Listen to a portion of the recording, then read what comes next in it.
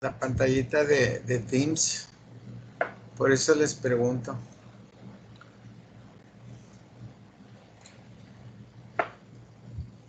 Pero dicen que ven la imagen de la diapositiva, ¿verdad? Ahí está ya. Sí, Y sí ya se ve. están empezando a grabar. Ok, gracias. Miren, ya terminamos lo que eran los agonistas. Vimos cómo eran eh, los que eran directos e indirectos, los que eran indirectos teníamos reversibles e irreversibles. Vamos a empezar a entrar al grupo de los antagonistas colinérgicos. Como mencionábamos ayer, los efectos van a ser contrarios a los efectos que nosotros hemos estado estudiando con los agonistas, ¿verdad? Y una de las importancias es en dónde van a estar trabajando.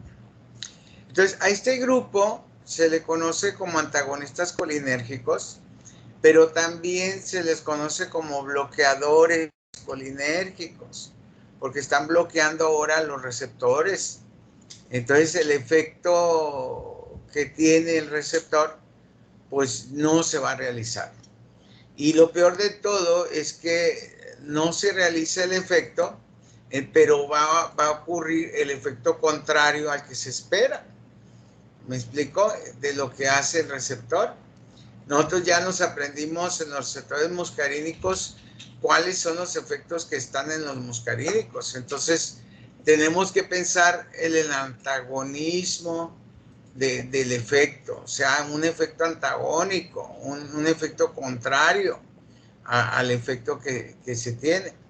Vamos a encontrar aquí efectos que bastante medio extraño, ¿verdad? Pero así se vio en la farmacocinética y aunque no se tiene una razón real de por qué está pasando, ahorita vamos a explicar eso, que se conoce como un efecto paradójico.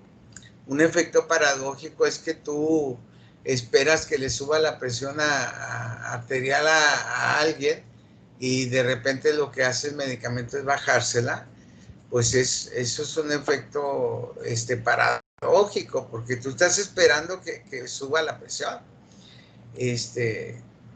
Si se fijan, mucho tiene lógica en lo que nosotros estamos aprendiendo, pero en farmacología la lógica no existe, porque aquí a veces no aparecen las cosas como las esperamos, y eso apenas en la experimentación, con el estudio de experimentación, a través de los efectos, bueno, sobre todo farmacodinámicos, de la experimentación farmacodinámica, es que nosotros empezamos a ver los efectos. Ya sabemos también que puede haber algunas situaciones en las que farmacodinámicamente cambien la excreción y todo ese rollo, pero eso ya sabemos que tiene que ver con la capacidad que tiene el organismo para excretar con el riñón, para metabolizar con el hígado, ¿verdad? Y también con el secuestro de los fármacos, que pueden hacer que haya cambios en la farmacocinética.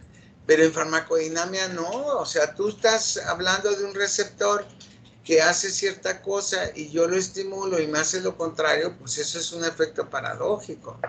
Y eso nada más sucede en algunas situaciones y hoy les voy a explicar una de las situaciones en las que sucede. Al grupo, en forma general, se le llama antagonista colinérgico, así. Pero usted puede encontrar en algunos libros como bloqueadores colinérgicos, como parasimpático líticos, ¿sí? O como anticolinérgicos. Las 4 nombres que les ponen es correcto, es correcto. Mientras que a los agonistas le decíamos parasimpático mimético, a los antagonistas les llamamos parasimpático líticos. Y eso es igual que cualquiera de los 4 nombres que encuentren en los libros, va a ser la forma correcta de este grupo farmacológico. ¿Ok? Bloquea los receptores preganglionares de todos los ganglios neurovegetativos, tanto simpáticos como parasimpáticos. Ya sabemos nosotros que hay un receptor nicotínico preganglionar y estos medicamentos, algunos de estos medicamentos, van a bloquear ese receptor preganglionar. Bloquear las postganglionares del sistema parasimpático. Entonces ya sabemos nosotros que pueden bloquear los receptores muscarínicos, ¿verdad? Que sobre todo los sistémicos. Cuando estamos hablando de los parasimpáticos, estamos hablando de los muscarínicos sistémicos. Ya sabemos nosotros que ahí está el receptor M1, M2 y M3, que son los que son sistémicos. Mientras que también puede llegar a producir efecto en los receptores antagónicos, ¿verdad? Un efecto antagónico en los receptores M1, M4 y M5, que son centrales.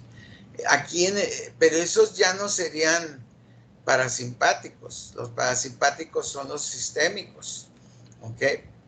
Los receptores nicotínicos de la neurona motora, tanto que estuvimos hablando ahorita que presentaba un examen, que más a rato voy a saber cómo les fue, qué tanto me entendieron, para ver que en la neurona motora, como la enfermedad que estuvimos hablando mucho en el capítulo pasado de la miastenia gravis, donde se afecta la neurona motora, ¿verdad? Y nosotros sabemos que la neurona motora es un receptor nicotínico. Y por último, pues las que están en el sistema nervioso central. Los que están a nivel nervioso central son nicotínicos y también tenemos que aquí van a ser para nosotros más importante hasta ciertos puntos lo que es el M1, M4 y M5 que son centrales. Acuérdense que los periféricos parasimpáticos es 1, 2 y 3 y los centrales es 1, 4 y 5 que son los M1, 4 y 5. Entonces, ya con eso ya entendemos que pueden bloquear todos estos receptores. Es muy importante, así, aunque no nos digan muy bien la situación como pasaba con los inhibidores de la transcriptasa, de la transcriptasa inversa. Así como pasan los receptores de la acetilcolinesterasa, que no nos explicaban eso, ¿verdad? Que había cierta especificidad con ciertos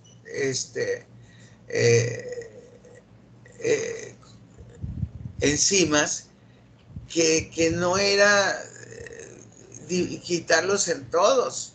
Veíamos nosotros a la fisostigmina, por ejemplo, que trabajaba en todos los receptores, en muscarínicos, en nicotínicos, pero cuando veíamos nosotros la neostigmina, pues nada más trabajaba en la neurona motora.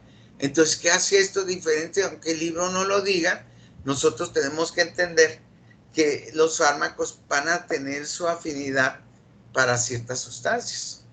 Entonces, también aquí los antagonistas van a bloquear los receptores muy selectivamente. Entonces, algunos lo van a hacer más que otros.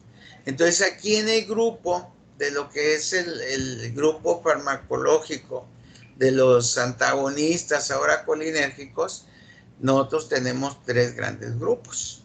El primer grupo es antimuscarínico, ¿ok? Entonces va a dedicarse el primer grupo a aquellos que bloquean a los receptores muscarínicos de los nervios parasimpáticos principalmente, pero también a los centrales. Ese es lo vamos a colocarlo que sea para bloquear los receptores muscarínicos. El segundo grupo es el grupo que va a bloquear los receptores ganglionares que están sinápticos, ¿verdad? Preganglionares, que son nicotínicos.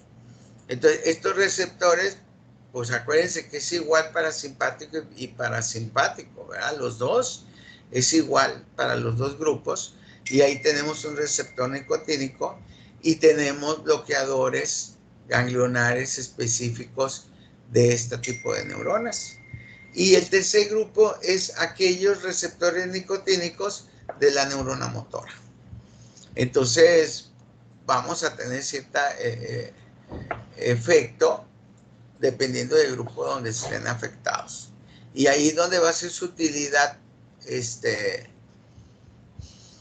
terapéutica. ¿Ok? Entonces vamos a empezar con el primer grupo, que son los antimuscarínicos. Estos fármacos van a trabajar sobre el receptor de la muscarina. ¿Ok? ¿Cómo lo van a hacer así? Pues van a bloquear, es decir, van a ocupar el lugar, ¿para qué? Para que la acetilcolina no funcione en ese receptor. Estamos hablando ahora de antagónicos, estamos hablando de antagonistas, estamos hablando de bloqueadores de los receptores, en este caso los muscarínicos. Entonces, pues, su nombre lo está diciendo, los antimuscarínicos van a inhibir la recepción de los receptores muscarínicos. ¿Ok? A diferencia de los agonistas colinérgicos, estos bloquean la función. Entonces, el efecto que van a realizar estos receptores ya no se van a echar a andar. Entonces, como le digo, esto es muy importante de que vamos a tener el efecto antagónico. Entonces, si ahí producía salivación, pues se va a inhibir la salivación. Si ahí producía hipersecreción bronquial, pues ahora va a haber disminución de la secreción bronquial. Pero, cuidado, ahorita le voy a enseñar que no todo puede suceder con estos bloqueadores. ¿Por qué? Porque ahí es donde está la palabra paradójico. Ahí es donde empieza la palabra paradójico, que es donde nosotros vamos a echar mano de entenderlo, ¿no? Porque aquí va a haber un efecto paradójico que ahorita les vamos a explicar. No va a haber, o prácticamente no va a haber efecto en los preganglionares ni en la neurona motora. ¿Por qué? Porque esos son receptores nicotínicos. No van a trabajar ahí. Entonces, hay que recordarlos, que son antimuscarínicos y el efecto lo va a tener en los receptores muscarínicos. Entonces, ya hemos estado hablando en el capítulo anterior, ya estábamos hablando acerca de esta sustancia que es la atropina, que es una sustancia que vamos a tener que tener en los cuadros rojos para poder trabajarlo, ¿verdad? Y va a ser un medicamento que se va a utilizar mucho en urgencias, en cirugías, que es donde va a tener su mayor utilidad. Y sobre todo para nosotros tenerlo en caso de algún tipo de intoxicación, porque también ya lo vimos nosotros como esto, podíamos encontrar venenos, podíamos encontrar órganos fosforados, el paratión, todas estas sustancias que hacen efectos muscarínicos que comprometen la vida del paciente y sobre todo en el broncoespasmo o en la hipotensión arterial y bradicardia, donde pues los pacientes pueden caer en choque. Pero aquí vamos a tener un tercer punto en la situación de la atropina, como es que esté trabajando a nivel central. Entonces ya entendemos que la atropina es un bloqueador de receptores muscarínicos, exclusivamente. Si nosotros tenemos un paciente con un agonismo en los receptores nicotínicos, la atropina no le va a servir para nada para esas acciones. Todas las acciones que va a tener la atropina es bloquear a los receptores muscarínicos. Y eso tenemos que tenerlo aquí. Tanto centrales como periféricos. Por eso hago la acorde de que 1, 2, 3 que son periféricos, 1, 4 y 5 que son centrales. Entonces, estos van a bloquear, van a inhibir la función de estos receptores muscarínicos. Es muy importante que vean, desde ahorita ya estamos empezando con la cuestión de la farmacocinética. Este medicamento dura 4 horas. 4 horas. Que puede ser pregunta de examen. Miren, el banco de preguntas es muy amplio. Yo escojo 30, 40. Al rato van a hacer los exámenes de 100 preguntas. No podemos evitarlo porque el banco de preguntas se va haciendo cada vez más grande. Entonces, usted tiene que entender que usted en sus notas tiene un banco de preguntas de como unas 200 preguntas que puedan ocurrir, de las cuales estamos escogiendo 30 o 40. ¿Ok? Entonces, aquí una pregunta que podría hacer es ¿cuánto es lo que dura la atropina?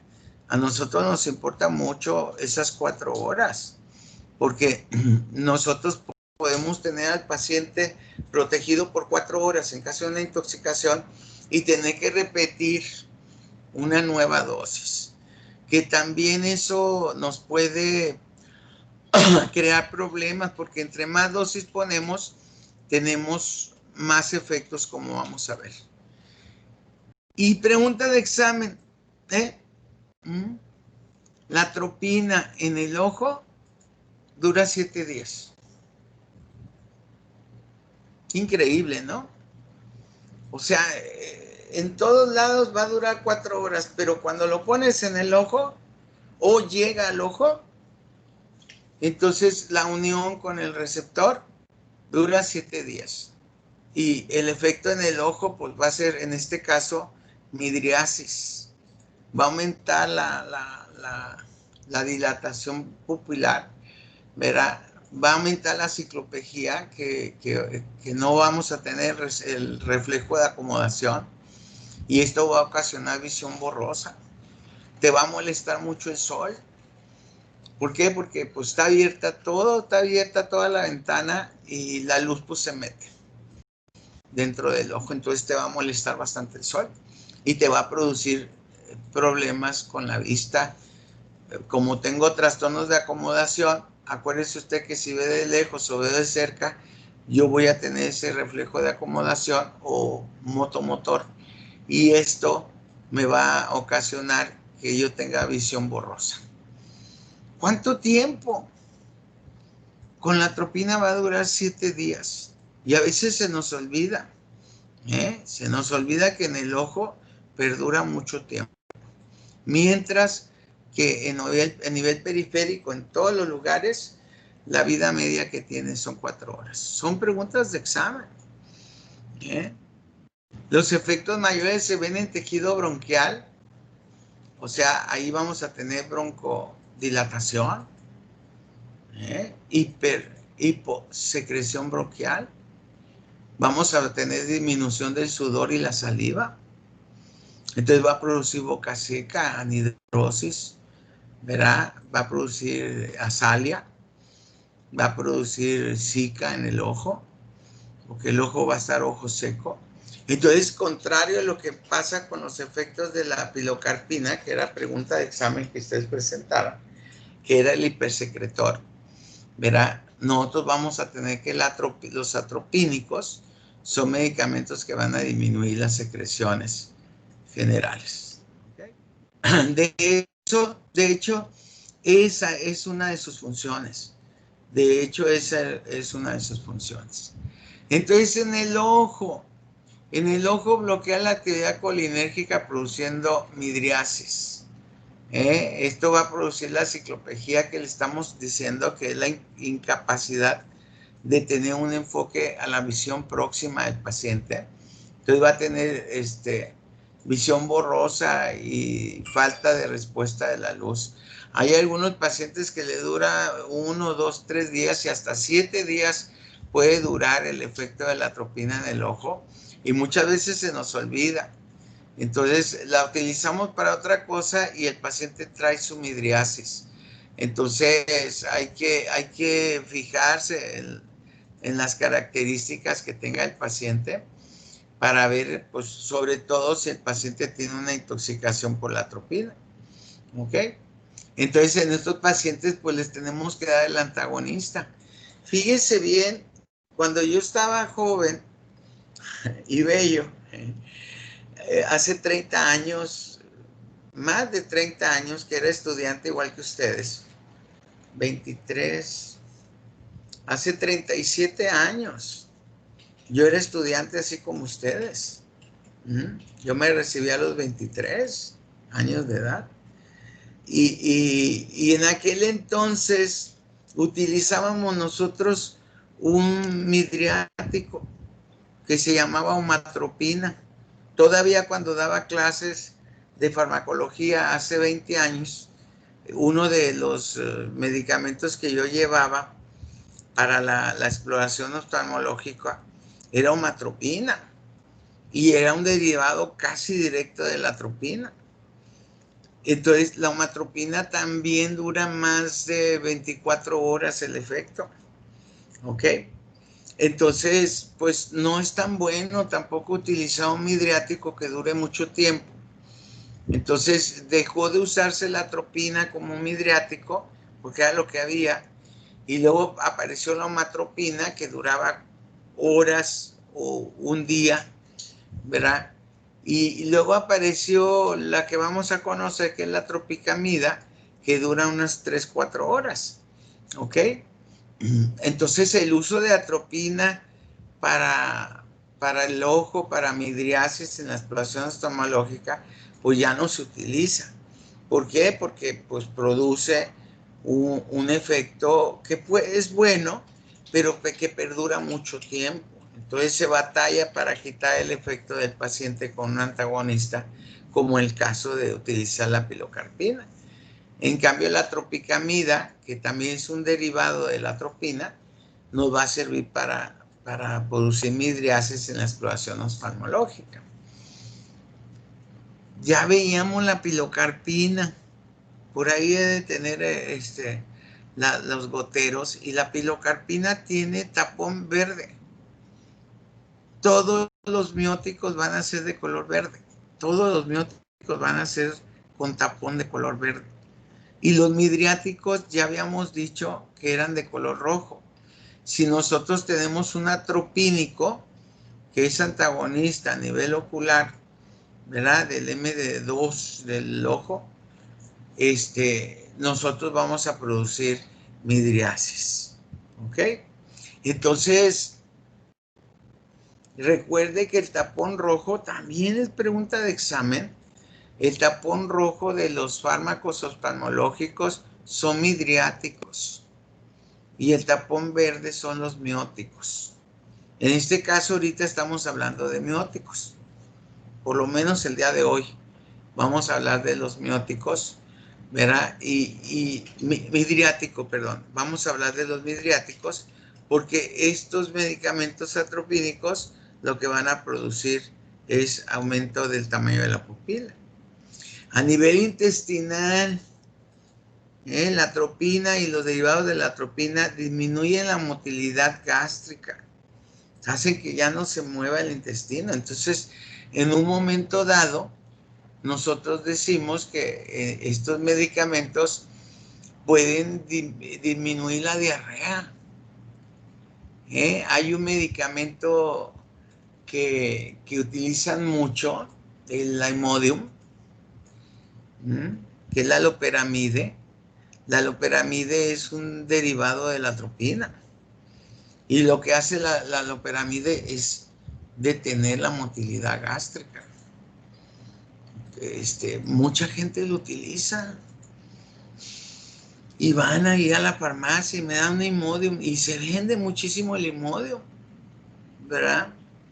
Pero nosotros tenemos que recordar que la diarrea y el aumento de la motilidad gástrica intestinal son mecanismos de defensa. Que si tú tienes una infección en el intestino o una irritación en el intestino lo que hace es defenderse y a través de su mucosa aumentar el movimiento ciliar que tienen de tal manera que saquen rápidamente todo el mugrero que traen. ¿Eh? Y recuerde usted que durante la diarrea es un tema hermoso. Nosotros tenemos muchos motivos por los que pueden estar los problemas diarreicos, irritabilidad, podemos tener síndrome de intestino irritable, donde hay algunas sustancias que producen el aumento de la motilidad y la irritación de la mucosa. Podemos tener infecciones y entre las infecciones, no se puede usted imaginar cuántos tipos de diarrea tiene. Es un tema para hablarse de 2 o 3 horas acerca de la diarrea. ¿Verdad? Las características de las heces que tenga el paciente, que si presenta moco, que si está verde, si está amarilla, que todas las características, cuántas veces hizo el paciente, qué tipo de conformidad tienen las heces, si está aguada o está dura, pastosa. No, hombre, es una gran cantidad de datos que tenemos nosotros con la diarrea. Y una de ellas es la intolerancia o las alergias que el paciente puede tener por ciertos alimentos que come. Y esto ocasiona que aumente la motilidad y aumente la secreción gastrointestinal. ¿Y qué hacemos nosotros? Damos la loperamide, que es un medicamento atropínico que detiene el intestino y hace que se detenga el intestino. Y qué padre, ya se te quitó la diarrea. Pero ahora todo lo que el organismo estaba tratando de sacar, pues se quedó adentro. Y de repente viene una infección y hasta puede ser que se acabe con toda la flora normal del intestino. Y de veras, es un problema muy serio y más adelante voy a estar hablando de unos problemas grandísimos de la producción de infección intestinal, ¿sí? Que es muy difícil de quitar ya ese tipo de diarrea, que es la diarrea producida por el Clostridium difficile. Y ahí es muy difícil que se le quite la diarrea. Tanto así que tenemos que hacerle un trasplante de heces fecales. Que es tanta la diarrea que ya no pudieron detenerla por culpa de un Lomotil. ¿Por qué? Porque el Lomotil le quitó la diarrea. Y al quitarle la diarrea se quedó todo el mugrero ahí adentro y destruyó todo ahí adentro. Y ahora esa bacteria, aparte de estar en el intestino, se fue a la sangre. Y hay palabras, salmonelosis, shigellosis, proteus. Son bacterias intestinales, gastrointestinales. Tenemos la otra que también es la fiebre de Malta. Ahorita se me va el nombre. Brucelosis. Son enfermedades que con un Lomotil se te quitó la diarrea. Y no se le olvide, cada paciente que tiene diarrea, se le va a caer la mucosa. Y la mucosa, hay unas diarreas que ves en pedazos de mucosa de intestino flotando en las heces fecales.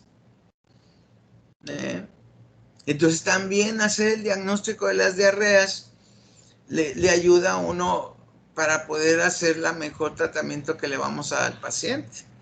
Y todas esas características que tienen las diarreas, pues nosotros las tratamos de ayudar al paciente. Pues, hombre, ¿qué problema va a tener? ¿Deshidratación? Pues, dale agua, dale suero oral, o ponle un suero parenteral, de tal manera que mejore la hidratación y déjalo que salga todo el mugrero que tiene. Si ya sabes qué es lo que tiene, porque ahí tenemos las otras, las parasitarias. Tenemos la amiba, la Yardia labdia, que son parásitos unicelulares que nos van a dar también problemas de diarrea.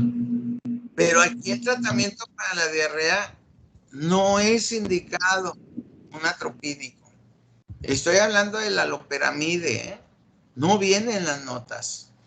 Y la loperamide es algo que no debemos de utilizar. No se le olvide, como lo que les estoy diciendo ahorita, que se cae toda la mucosa intestinal. Necesita recuperarse el intestino después de una diarrea. Y cuando se viene toda la mucosa, se vienen todas las enzimas. Y las enzimas que convierten la lactosa, que la cambian a través de estas enzimas, hacen que la lactosa se convierta en glucosas o en fructosas más pequeñas, en moléculas más pequeñas. Y cuando no lo hacen, la mucosa intestinal permanece la lactosa y la lactosa se convierte en alcoholes y en ácidos. ¿Y sabe lo único que va a producir? Es mayor diarrea. Todo paciente que tiene diarrea va a terminar con intolerancia a la lactosa. Es una de las cosas que yo debo de hacer con mi paciente, como los perros, ¿no? Los perros tienen diarrea y dejan de comer. ¿Y qué comen? ¿Alguien sabe qué es lo que comen los perros cuando tienen diarrea? ¿Cómo? Pasto. Pasto, ¿no? Sí, zacate, ¿verdad? Es lo que comen, y agua. Entonces los pacientes que tienen una diarrea, pues lo que tienen que dejar es dejar de comer, empezar a comer alimentos que sean fáciles de digerir y tomar bastante agua. O suero oral, ¿verdad? Y claro, si tú ya viste a tu paciente y el paciente tiene ciertas características de su diarrea, entonces tú puedas decidir, como le digo, es un tema muy amplio, ¿cuál antibiótico le das? ¿Verdad? Porque la mayoría puede ser viral. Pero miren, también tenemos nosotros las bacterias, tenemos también los parásitos, tenemos también con hongos. Y podemos tener el grupo que también es muy común, que los que son alérgicos. Por ejemplo, los pacientitos que estamos hablando que pueden ser alérgicos a la lactosa, a los cacahuates, ¿verdad? A los quesos, ¿verdad? Entonces, lo que yo debo de hacer al paciente es que va a tomar más frutas y verduras, va a tomar más líquidos, pero estos líquidos tienen que estar preparados con sal y con azúcar, es decir, un suero oral. Fácil de decirle que se tome un suero oral. Los niños batallamos mucho para que se tomen los sueros orales y ¿sabe? Hay estudios que el 7-Up, el Sprite, mejora la situación de los niños, porque ahí son carbohidratos muy, muy bajitos y le ayuda un poquito el bicarbonato sódico que trae, ¿verdad? Y le quitamos los lácteos. Es una de las cosas que tenemos que quitarle a los pacientes. Le quitamos los lácteos. Entonces dice, ay no, yo me resuelvo todo el problema con una loperamide. Y se toman el Imodium. Hay otro que se llama Treda. El Treda tiene caolina y pectina, que también son inhibidores de la motilidad gastrointestinal, es piedra pómex. Y aparte tienen antibióticos, el Treda, que por eso, pues yo no sé si todavía está en el mercado libre, pero pues se le da ese antibiótico y es muy común que lo tomen los pacientes, pero también disminuye la motilidad gástrica. Nada más acuérdese, si algo me molesta en la nariz, estornudo. Si algo está dentro de mi ojo llora. Si algo está en mi garganta, toso. Si algo estaba dentro de los pulmones, expectoro. Si algo está en el intestino que me molesta, vomito. Pues si algo está en tu intestino, también vas a producir diarrea. Todas estas cosas son mecanismos de defensa. ¿Por qué las tenemos que inhibir? Lo mismo vamos a estar con los pacientes con tos. Vamos a encontrar algunos medicamentos que van a trabajar a nivel central para inhibir la tos. Oye, qué tontería. Yo tengo que hacer que mi paciente siga tosiendo para que siga sacando todas las bacterias y mugreo que traen en los pulmones. Entonces, inhibir todos estos procesos, pues también van a ser procesos que vamos a hacer mórbidos. Entonces, lo que tenemos que hacer es ayudar al organismo a mejorar estas situaciones. Yo no estoy en contra, por ejemplo, de los medicamentos para el vómito. Me parece perfecto que le demos un medicamento para quitar el vómito y que siga su transcurso, pero ya en la cuestión gastrointestinal y sobre todo en la intestinal, yo detener su proceso. Qué locura, ¿no? Qué tontera. Cuando se quiere salir todo lo malo para empezar la homeostasis, ¿por qué? Porque hay un desequilibrio. Entonces vamos a dejar el intestino que saque todo el mugrero que quiere sacar, pero vamos a ayudarle. Entonces le vamos a dar alimentos que sean fácil de digestión, como las frutas y las verduras. Vamos a darle soluciones salinas especiales que nos ayuden a tener una mejor digestión, y le vamos a dar un antibiótico si quiere, si usted ya sospecha que tiene este tipo de problemas. El hecho de usar atropina va a ser esa consecuencia que vamos a tenerla. Entonces se va a disminuir la motilidad gástrica en una persona que tiene un peristaltismo normal. Entonces se va a detener, ¿verdad? La secreción se va a disminuir y el movimiento se va a disminuir. Pero el paciente no tiene diarrea. Aquí el problema es que yo utilice un medicamento atropínico para quitar la diarrea. Eso no puede ser. Si el paciente tiene diarrea, recuerden, no es bueno tomar un medicamento atropínico como la loperamide, que no viene mencionado en las notas que les voy a dar, pero yo quiero que la tengan muy en cuenta. ¿Ok? No va a ser el tratamiento. Bueno, no es mi opinión, Yo también eso quiero recalcar. No es mi opinión. La opinión que yo estoy diciendo es lo que dice Goodman y Gilman. Es lo que habla Goodman y Gilman. Y hay muchos medicamentos que apoyan el seguimiento de una diarrea. Entonces, por favor, los atropínicos antidiarreicos no son indicados. El libro ¿sabe que Guyton, la única indicación, fíjese lo que estoy diciendo, la única indicación que le da la loperamide para la diarrea es para el diarrea con HIV. Es para el paciente con SIDA. Porque eso sí, se los está llevando el diablo. Entonces, a pesar de que le pongan la loperamide, no le quita la diarrea, pero sí le disminuye mucho. Hay pacientes con HIV que tienen infecciones oportunistas y como no tienen defensas, 10, 12 litros de evacuación en 24 horas. Entonces ahí la loperamide está, pero súper bien indicada. En sistema urinario van a disminuir la hipermovilidad vesical. Entonces va a hacer que tú no orines. En una persona normal, pues no está bien indicado. Pero vamos a ver nosotros que hay atropínicos que son exclusivamente de las vías urinarias. Y hay mujeres que tienen un problema muy serio. ¿eh?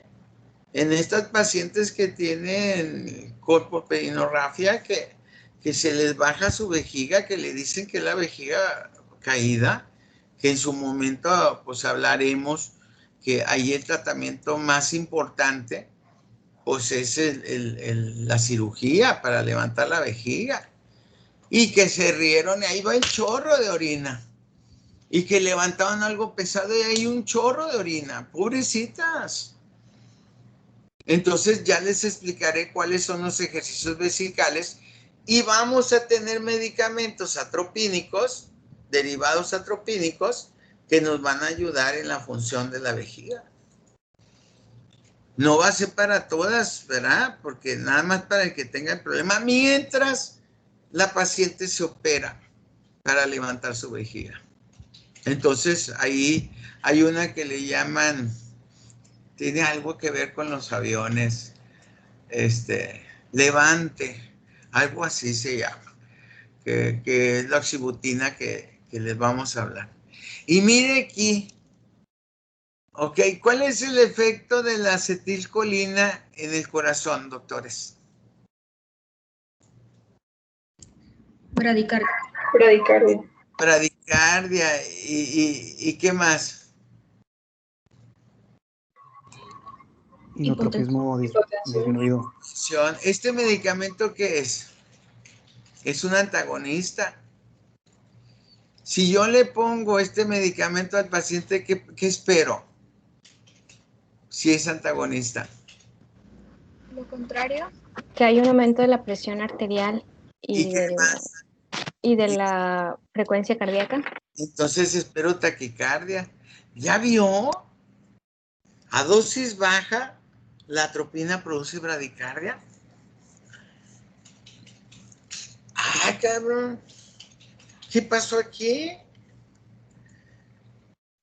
Si yo lo que estoy esperando es taquicardia y el uso de la atropina a dosis baja me da bradicardia. ¡Ay, caray! ¿Qué es esto? Es un efecto paradójico. ¿Se fija?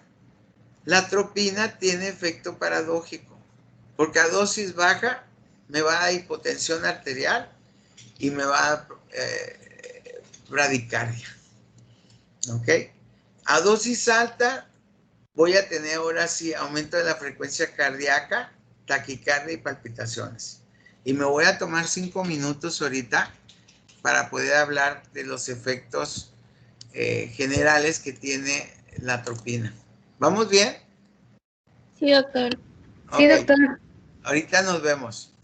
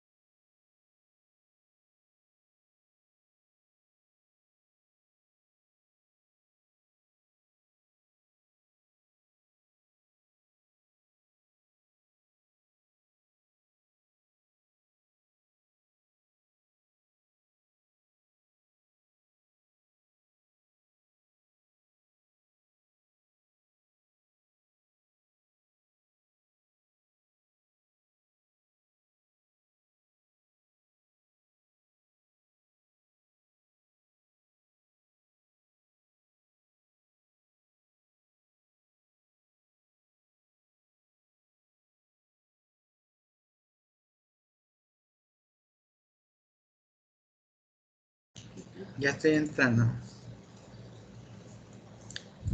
Entonces, ¿me escuchan? Sí, doctor. Fíjense cómo estamos hablando de 4 efectos todavía. El ojo, estamos hablando del intestino, la vejiga, ¿verdad? A nivel del corazón, ya cuando tenemos dosis bajas, que es el efecto paradójico, que nos va a producir bradicardia e hipotensión, ¿verdad? Y en dosis altas ya vamos a tener bloqueos auriculoventriculares, taquicardia, palpitaciones. ¿Estamos? Porque ya van a empezar a elevar los efectos propios del corazón. Esta diapositiva a mí me gusta mucho. ¿Sí bajaron sus notas? ¿Todos tienen sus notas? Sí, doctor. Es éticamente imposible que nosotros estemos dando clases y que ustedes no tengan sus notas. Para mí es muy importante que ustedes tengan sus notas. Y esta diapositiva, vea, en los libros nunca van a empezar a ver dosis. Eso olvídenlo. En los libros de farmacología, tanto Goodman y Gilman, el de Lippincott, no les van a mandar dosis, nada más les van a decir lo que hacen los fármacos. Y ahí nosotros tenemos que echar mano de los libros de PLM y de los propios de cada fármaco en específico para saber que nosotros cuál es la dosis que vamos a utilizar. El curso Aguilera viene con esa añadidura, les da un poquito todas la mayoría de las notas que vamos a tener, pues las dosis, muchas las vamos a nosotros a conocer, ¿verdad? Pero a mí me gusta mucho esta, y la verdad es que esta es de Goodman y Gilman, para que vean ustedes la magnitud que tiene el fármaco para producir efectos. En una dosis menor de 2, inclusive con una dosis de 0.5 miligramos, es donde tenemos nosotros el efecto paradójico. Ahí apenas empieza a haber resequedad de boca, ¿verdad? Y algo de disminución de secreciones. Pero vea cómo el efecto paradójico de disminución de la frecuencia cardíaca y de la presión arterial se presentan en dosis muy bajas.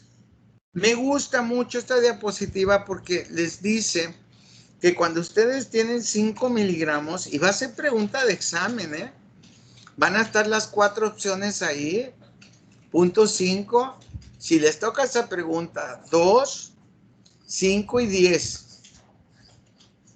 En una dosis de 5 miligramos, nosotros ya entonces vemos el efecto que la atropina se espera, que es que se eleve la frecuencia cardíaca, que haya palpitaciones, que ya empiece a haber sequedad de la boca, que empiece a haber anhidrosis, zika, en todas las secreciones, ¿verdad? Y vamos a empezar a ver ya la dilatación de la pupila y vamos a tener la cicloplegia, que es lo que nos va a dejar la visión borrosa, trastornos en la acomodación.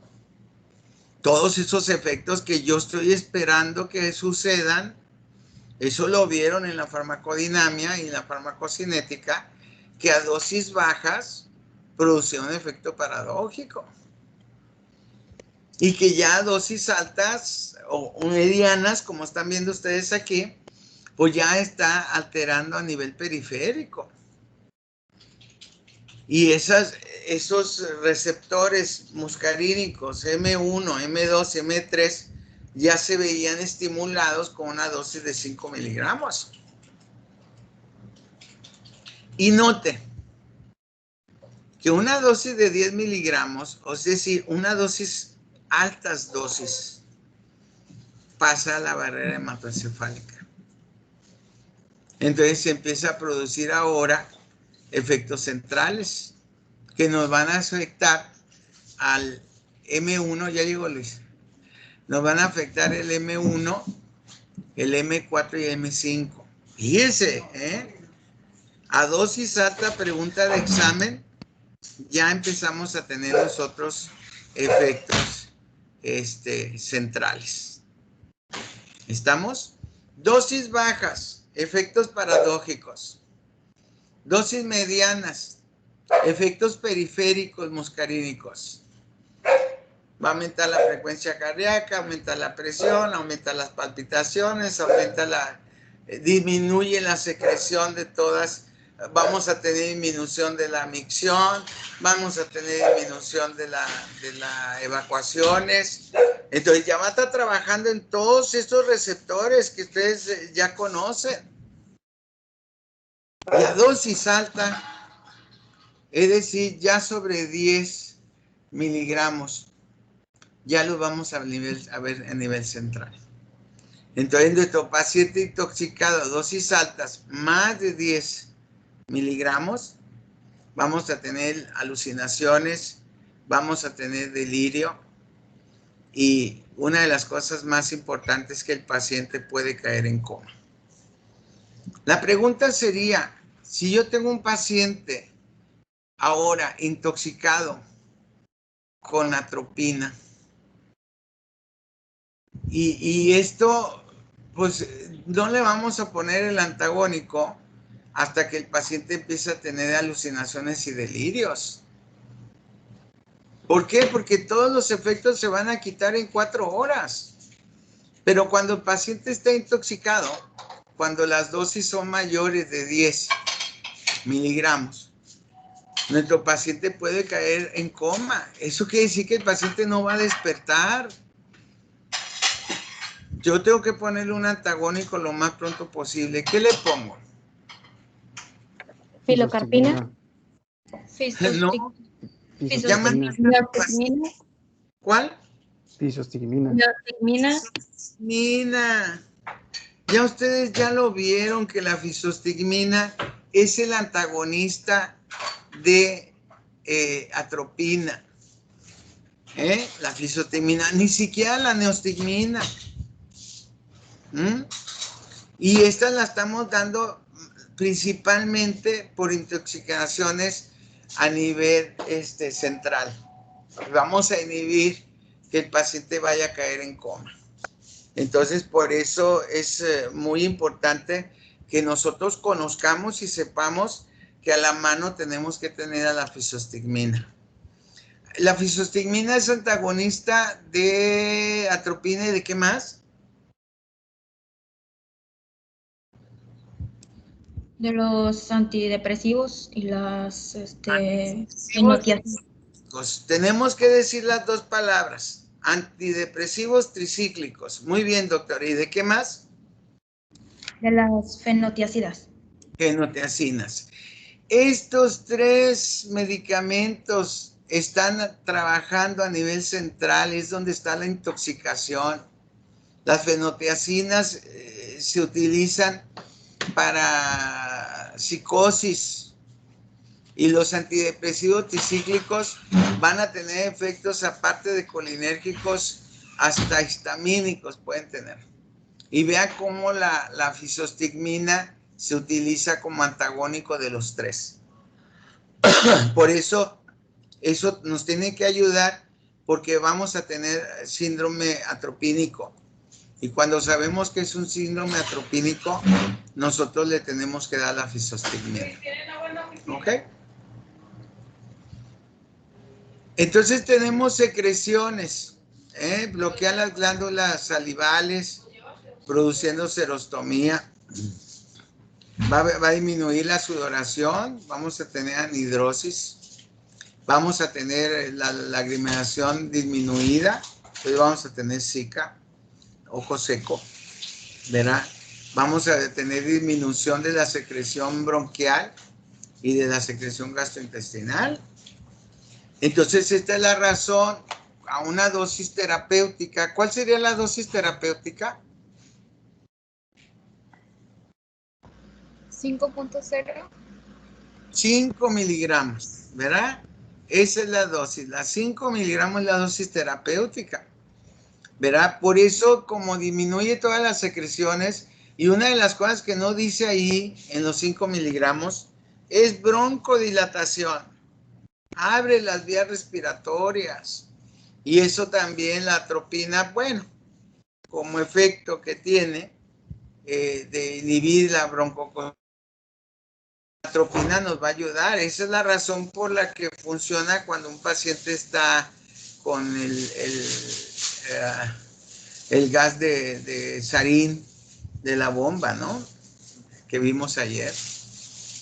Entonces, a nivel oftálmico, es midriático, pero se prefieren los adrenérgicos por la cicloplegia y porque dura mucho tiempo. Puede producir dolor ocular y ahorita más al rato le voy a decir que puede producir también leucoma o cataratas en los ojos. ¿Ok?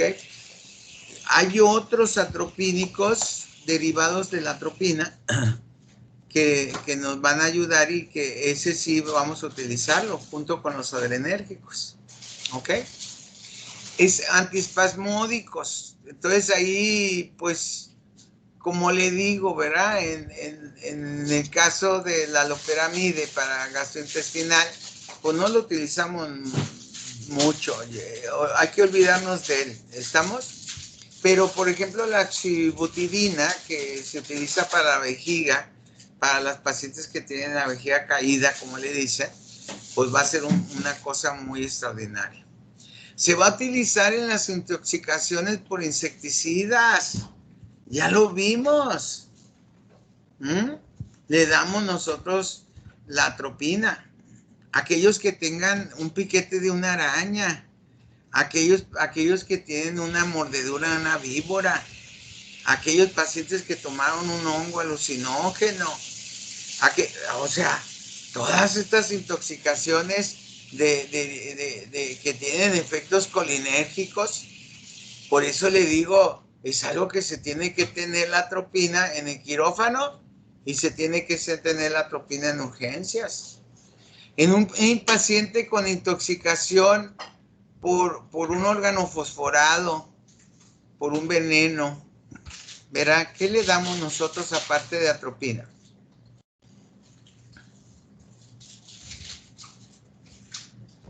La Pues, pralidoxina.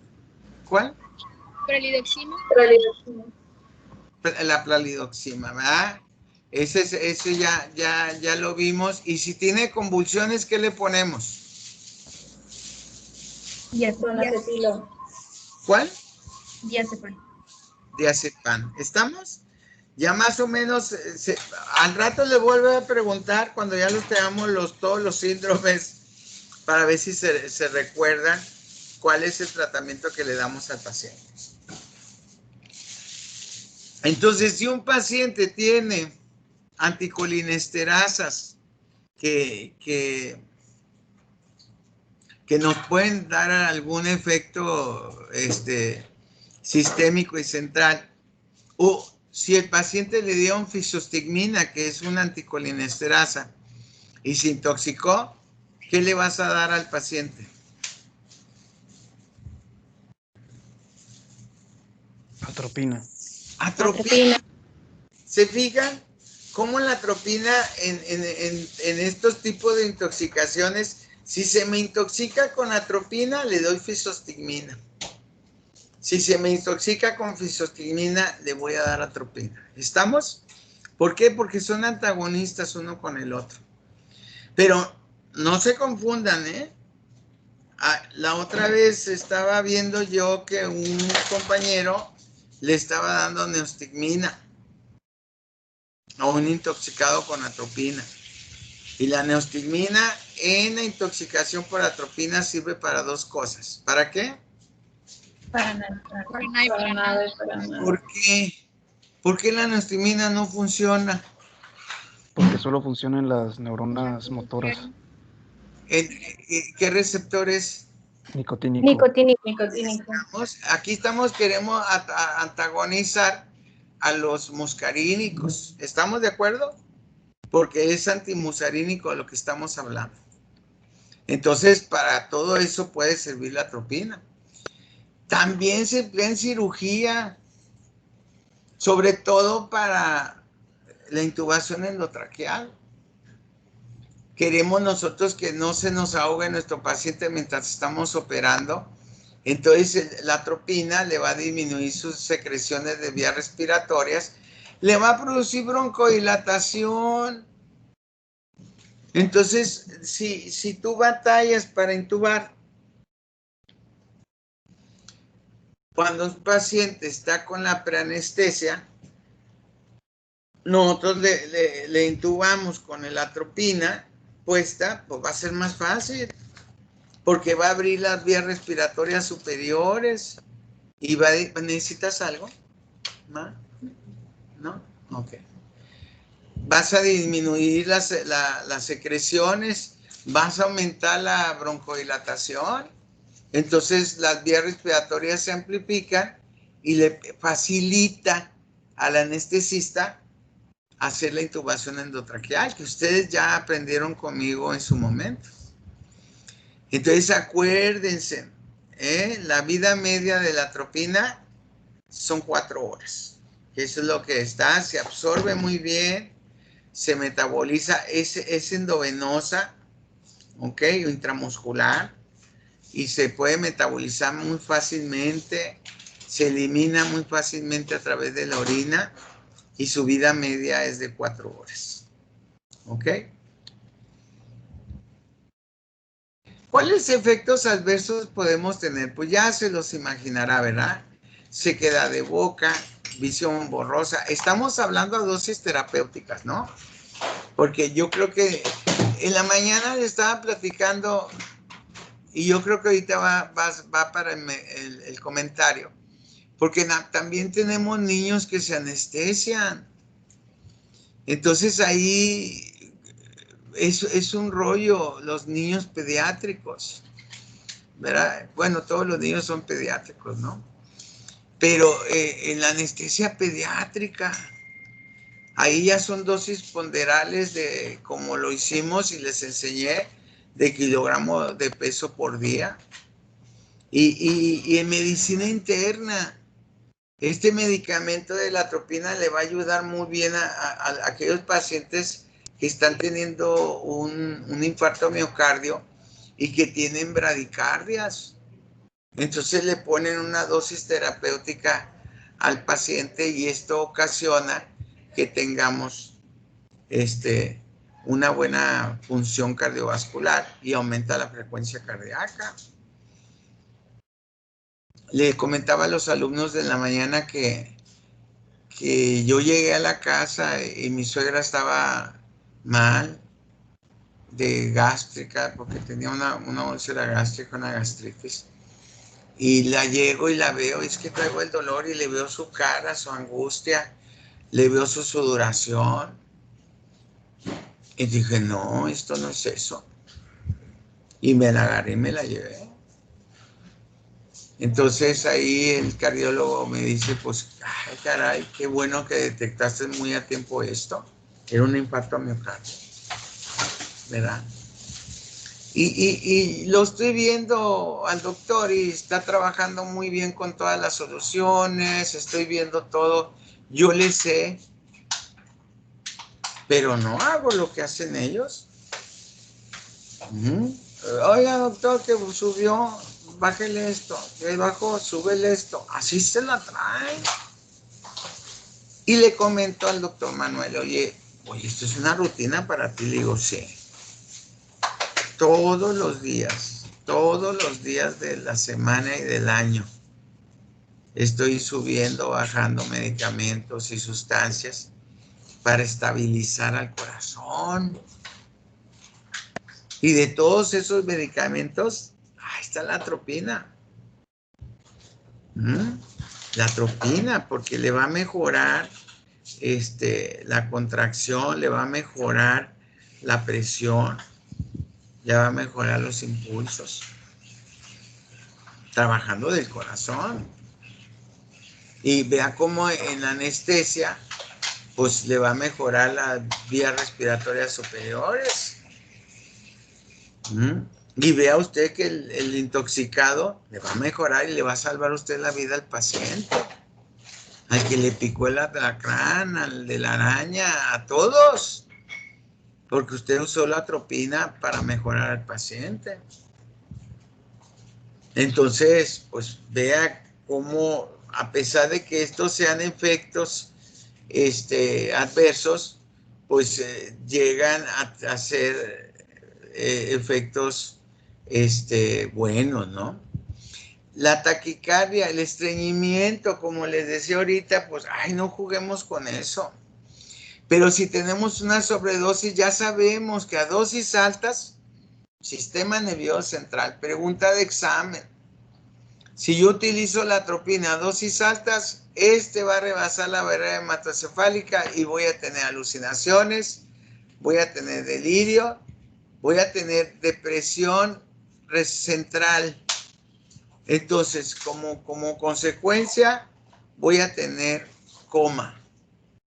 No se le olvide. Una sobredosis de atropina me va a dejar al paciente comatoso. ¿Ok? Entonces, sobre todo depresión respiratoria. Ay, doctor, pues si no produce broncodilatación, sí. Pero ¿quién ordena al pulmón que respire? El cerebro. Y si usted echa a perder el cerebro en los que son controladores de la presión, ¿sí? Lo que va a ocasionar es que el paciente no respire. Entonces, nuestro paciente con intoxicación con atropina puede ser depresión respiratoria o depresión central. Entonces, es muy bueno tener atropina, pero nomás no te pases. ¿Estamos? Porque la sobredosis es el que me va a llevar a tener procesos centrales. No quiero que también se olviden, los niños y los ancianos es un problema. El paciente anciano es un paciente que sus ojos ya no son los mismos. Entonces, si yo le produzco un efecto midriático que dure días, voy a ocasionar que se puedan producir cataratas. Si usted recuerda las notas que estudiaron ayer para el examen de hoy, teníamos el ecotropato. El ecotropato es un medicamento que es colinérgico, que servía para el glaucoma de ángulo abierto, porque no sirve para el ángulo cerrado. Y su efecto duraba una semana, ¿verdad? Lo mismo va a pasar la atropina, va a durar días hasta inclusive una semana completa. Y nuestro paciente puede tener la midriasis por todo ese tiempo y esto ocasiona que haya cataratas. El ecotropato también, por la miosis que producía cataratas. Entonces, ambos dos pueden dar en los ancianos la presencia de catarata en forma muy temprana. Las cataratas es el leucoma, es la mancha sobre el cristalino. Y luego, los viejitos como nosotros, pues ya no orinamos igual. Y aquí me voy a los varones en la cuestión de los ancianos, porque las ancianas pueden tener problemas en sus ojos, pero los ancianos, nada más los ancianos tienen próstata. Y los varones ancianos pueden tener hipertrofia prostática y pueden tener dificultad para orinar. Entonces ahí están tratando de orinar, normalmente no pueden, y obstruye el trigo, ¿no? Y esto va a ocasionar que ahora sí, pues todavía peor, tengan una retención urinaria muy molesta por consecuencia de la atropina.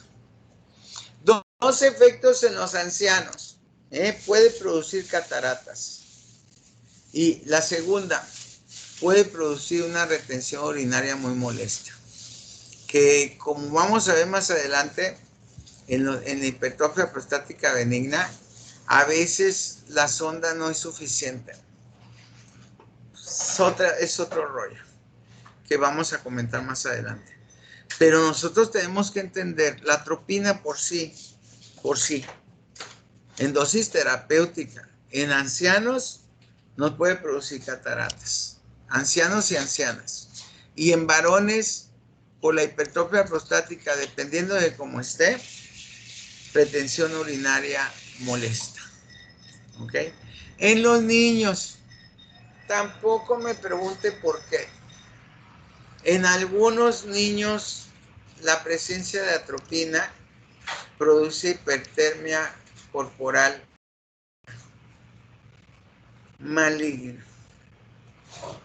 Son temperaturas de 42, 44 grados. Si con 38, 39 ya estamos asustados, imagínense 42, 44. Son esos pacientes que les ponen medios físicos a los niños, sobre todo. Y vamos a ver algunos adultos cuáles son los que pueden presentar una hipertermia corporal maligna. Pero la atropina en los niños, puede, no en todos, producir hipertermia corporal maligna. ¿Ok? Y ahí el tratamiento es darle medios físicos, es decir, pones al niño en una cama, le pides bolsas de hielo, lo pones alrededor, bolsas de hielo, le pones 2 o 3 ventiladores encima y el aire acondicionado a todo lo que dé. Porque se puede perder la vida del paciente. Y lo que se le pone a los niños es dandroleno. No sé ni qué es, pero está en urgencias el dandroleno para en los casos de hipertermia corporal maligna. Como es en este caso con los niños, el dandroleno. Y esa también puede ser pregunta de examen. Son medios físicos y dandroleno. Ahorita lo voy a volver a mencionar el dandroleno y va a estar en las notas. Pero eso se pone en aquellos pacientes que tengan hipertermia corporal maligna. ¿Ok? Niños, hipertermia maligna. En ancianos, cataratas y retención urinaria molesta. Preguntas de examen. Son los efectos adversos en los límites de la vida. Ahorita, ¿alguna pregunta con la atropina?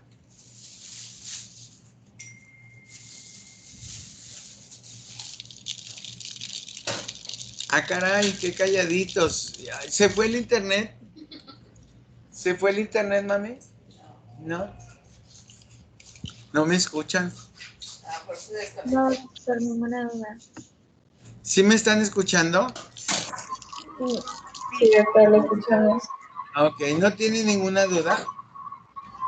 No. Bueno, le doy Bueno, la vuelta a la hoja. A ver, dígame. es que si administras, por ejemplo, atropina en los niños y produce una hipertermia corporal maligna, ¿cuánto es el tiempo? O sea, si es intravenoso, ¿es luego va a producirle hipertermia corporal maligna al niño? Es muy posible que sí, doctora. Es algo, muchos dicen que es genético. No le va a producir a todo mundo, pero sí en los niños. En algunos niños, no a todos los niños. Es una predisposición genética, es una variabilidad biológica. Yo pienso que lo que produce es vasodilatación periférica. Mi opinión, ¿eh? Que esto es lo que ocasione que el niño se hipertermie, ¿no? Lo vamos a ver, por ejemplo, en los pacientes lo vamos a ver más adelante, en los pacientes que se drogan con cocaína y si está haciendo calor o está en una fiesta y no está bien el aire acondicionado, esa es la causa de muerte del paciente, hipertermia maligna. Entonces no es muy bueno tener hipertermias muy fuertes en los niños. Muchos niños se quedan lesionados después de una hipertermia maligna y empiezan a convulsionar. Entonces, por eso, si se salvan la vida, quedan con secuelas. ¿Ves? Entonces, hay que tener mucho cuidado con los niños en la cuestión de la hipertermia. Por eso siempre le damos tratamiento a los niños con analgésicos no esteroideos, pero le decimos a la mamá, use medios físicos, métalo a bañar. Ay, si lo meto con agua fría se me va a resfriar, pues bueno. Muertos no se resfrían, ¿ya? Entonces hay que meterlos a bañar. Y eso que quede también para ti, para tu casa, ¿no? Que tú tengas que entender que tenemos que bañarnos, ¿eh? Pero que bajar con medios físicos bajamos. Vean ustedes, aunque sea un fomentito de agua y ponerlo en la frente, va bajando la temperatura. Entonces meterte a bañar pues muy, muy aceptable, pero los medios físicos para una hipertermia maligna, así, los meten en hielo. Muchas películas que vemos nosotros de intoxicación por cocaína meten en la bañera a los intoxicados con una sobredosis, por eso, porque tienen hipertermia maligna. Y la bañera la llenan con hielos. Y así lo ven en la película, aunque sea mentira, pero es la vida real. ¿Ok? Porque yo no creo que sean ahí hielos de veras los que le ponen en la película. Algún tipo de plástico que semeje a los hielos, ¿verdad? Porque pues la verdad es que la temperatura es muy baja ponerla en hielos en una bañera. Pero cuando tienen hipertermia maligna es necesario. Y vamos a ver más o menos qué se hace con un paciente de cocainomanía, ¿verdad? La escopolamina, ¿eh? La escopolamina es un medicamento antimuscarínico. Ya se me está acabando el tiempo. ¿Vamos bien? ¿Sí les está gustando el tema? ¿Sí? Sí, doctor. Sí, doctor. Les va a gustar un poquito más y ojalá les interese estudiar la escopolamina, verla en el internet, buscarla, ¿verdad? Porque la escopolamina es un derivado de la belladona. Y tiene muy parecidos los efectos que atropina. Pero aquí los efectos de escopolamina entran primero al sistema nervioso central. Si recuerda, ahorita veíamos de punto 2 a 2, de punto 5 a 2 eran los efectos paradójicos. La terapéutica era 5 en atropina. Pero teníamos nosotros que tener 10 o más, generalmente en sobredosis, para tener efectos centrales. Que es ahí donde teníamos nosotros las alucinaciones y los delirios. Con la escopolamina no. La escopolamina con una dosis pequeñita se mete al cerebro y puede producirnos efectos centrales más fuertes que la atropina. Y quizá no nos dé tantos efectos periféricos y nos dé más efectos centrales. El detalle de es que como llega muy bien a nivel central, bloquea los receptores M1, M4 y M5 y produce pérdida de la memoria a corto plazo.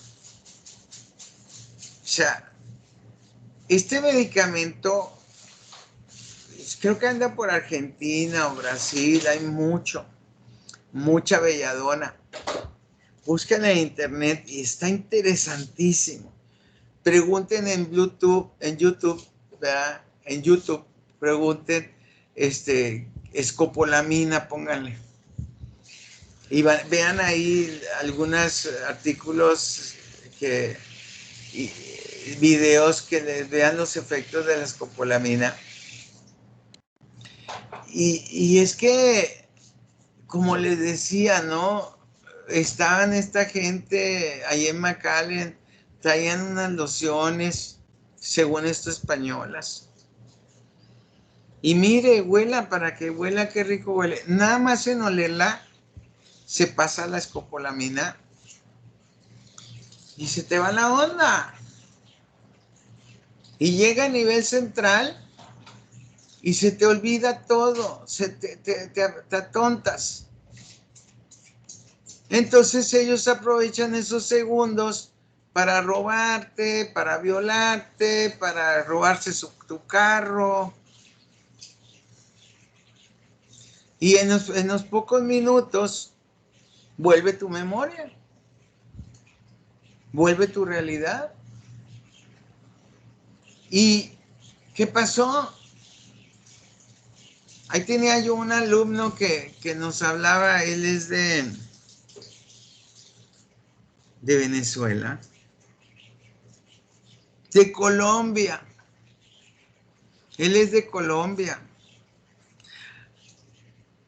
Es conocido tuyo, Hernández.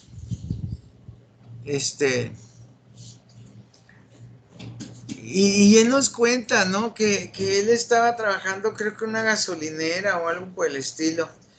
Y de repente estaba con una señorita que llegó y que les enseñó unas lociones y todo. Y que de repente volteó y ya la señorita no estaba. Y le dice a sus compañeros, oye, la muchacha que nos enseñó las lociones, ni cuenta me di, ya se fue. O sea, ni cuenta se dieron. Y ya no tenían carteras. Nadie tenía cartera. Ya les habían robado todo el dinero que estaba por ahí. Imagínense nomás. De hecho, la escopolamina es un medicamento que se usa para la cinetosis. La cinetosis es el mareo y los nervios a viajar en aviones, en barcos, ¿verdad? Y se pone la escopolamina en la piel y ahí se absorbe. Y eso te ayuda a perder ese problema del equilibrio que es vestibular. Algunos recomiendan que la escopolamina pues la pongan detrás de sus orejas y eso entra muy bien a lo que es el vestíbulo y les ayuda a mejorar su equilibrio durante la cinetosis, porque la cinetosis es eso. Esa es la parte de la falta de equilibrio o los nervios también por viajar en avión.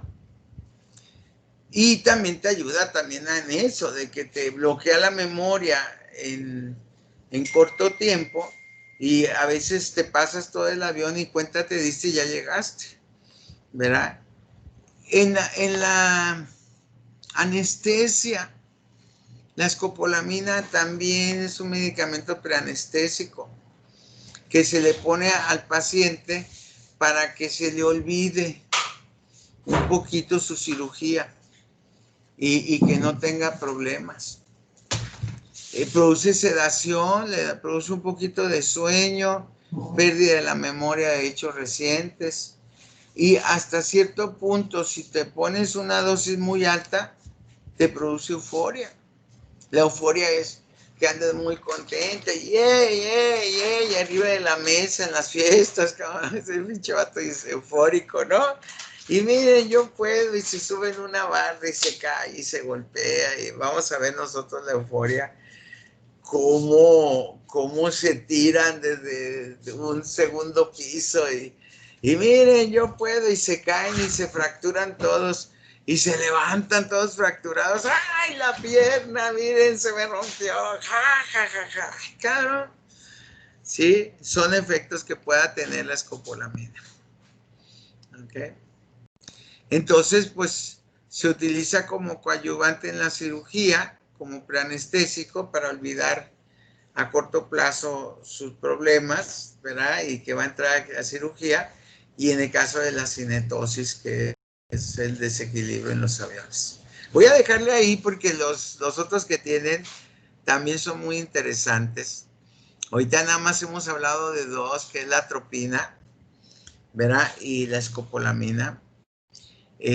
Casi todos los que vamos a estar hablando son derivados de la atropina, pero van a tener su función específica del lugar donde trabajan, ¿verdad?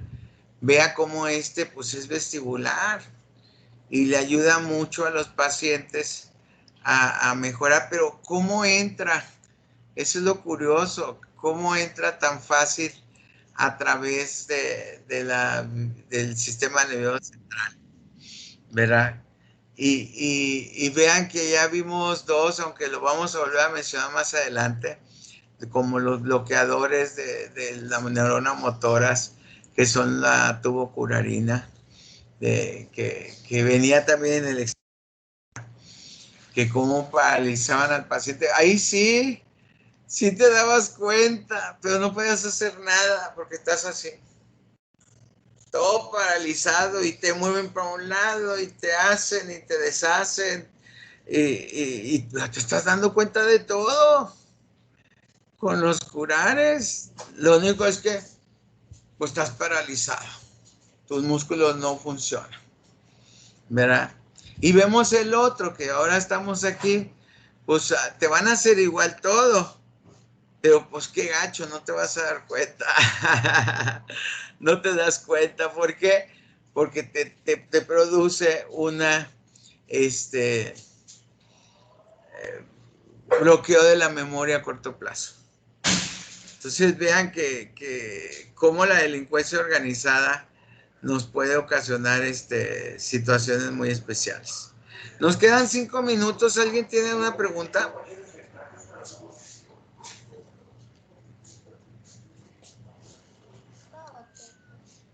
No, doctor. No, doctor. Todo Bueno, bien. mañana vamos a seguir con... Doctor, yo sí tengo una, perdón. A ver, dígame. ¿Cuánto dura el efecto de la escopolamina? Fíjate que puede durar media hora, puede durar 15 minutos, dependiendo de la dosis que le pongas al paciente. No dura mucho. Por eso, aparte de los efectos que tiene el paciente, como la pérdida de la memoria, ¿verdad? Junto con la escopolamina toman otros medicamentos los pacientes, como una benzodiazepina. Pero la escopolamina trabaja muy rápido. Eso es lo bueno. Que te parece rápido, te quita la memoria y cuando pasa eso, los otros medicamentos preanestésicos y sedantes ya echaron acción, entonces el paciente se quedó dormido. ¿Ves?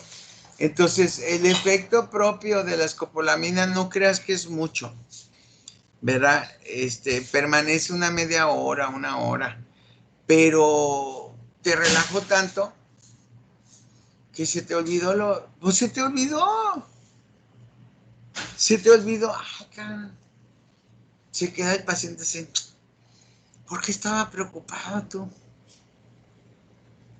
¿Así? Y le dice el otro, oye, ¿no será porque te van a operar ahorita? Ay, cabrón, pues sí, ¿se imaginan? Pero se le olvidó. Se le olvidó porque estaba angustiado y preocupado. Pero lamentablemente el paciente, bueno, el delincuente, se va a aprovechar para ti esos poquitos minutos para hacerte muchas cosas. 5 minutos es primordial para que te roben el carro, ya ni te platico todo lo que te pueden decir. Doctor, ¿y una sobredosis puede ocasionar daños letales como la atropina? No, yo creo que no, ¿verdad? No está en el comentario, ¿verdad? A lo mejor pueda perdurar más tiempo, porque el efecto de la escopolamina es muy fugaz, ¿verdad? Hace efecto y se quita, hace efecto y se quita. Y la atropina no. La atropina sí dura las 4 horas y la atropina puede perdurar más tiempo si tú le pones más dosis. Aquí la diferencia, por eso no te compromete tanto la vida, porque te puede producir la escopolamina delirios y alucinaciones, pero no te produce coma. No sé si me explico.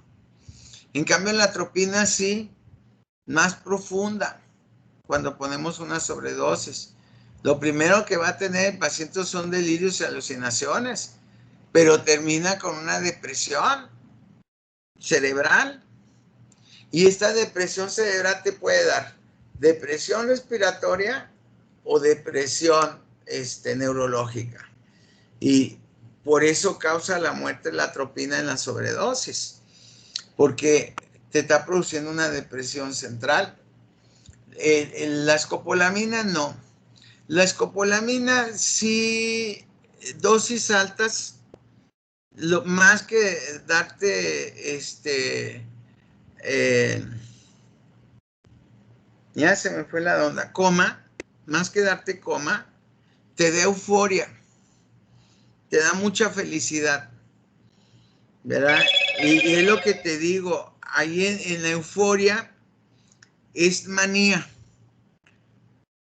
La euforia es manía. Y hay mucha gente que no necesita tomar nada para ser un maníaco. ¿Ok? Por eso le dicen al bipolar, el bipolar está así. La esposa de Ludovico Peluche, ¿no? ¿Cómo se llama? Federica. Sí, Federica es una bipolar. Ay, me vas a llevar, que no sé qué, a la fiesta y que no sé qué. Y el otro le dice una cosa. Ah, no, y ya no. No, ya no. Es que ya no me quieres. No, sí te quiero. Bueno, sí. Ah, entonces sí, ahora sí. Ay, cabrón.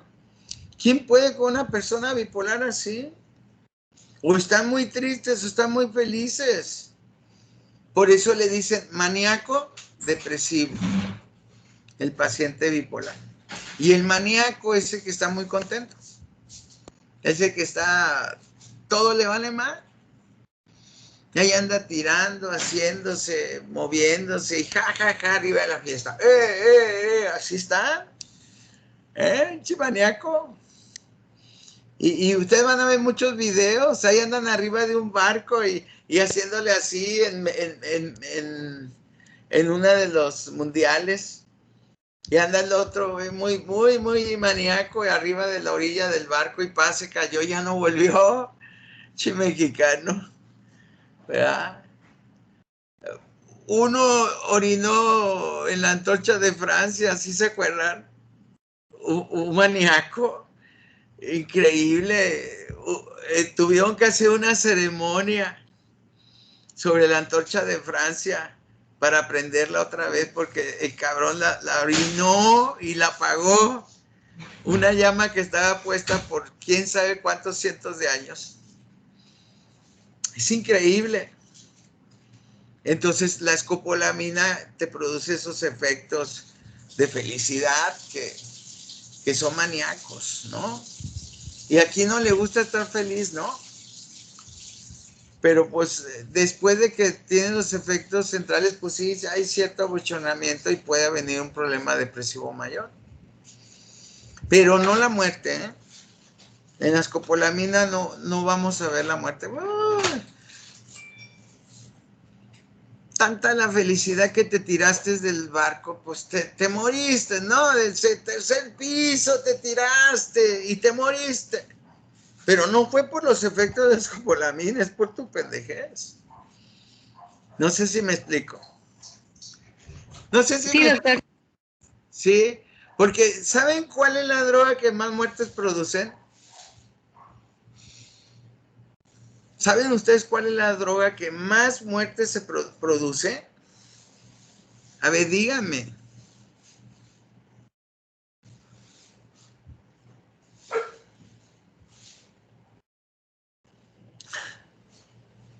Ya me voy a ir porque ¿Cocaína? El alcohol. Ah, ok. Es el alcohol.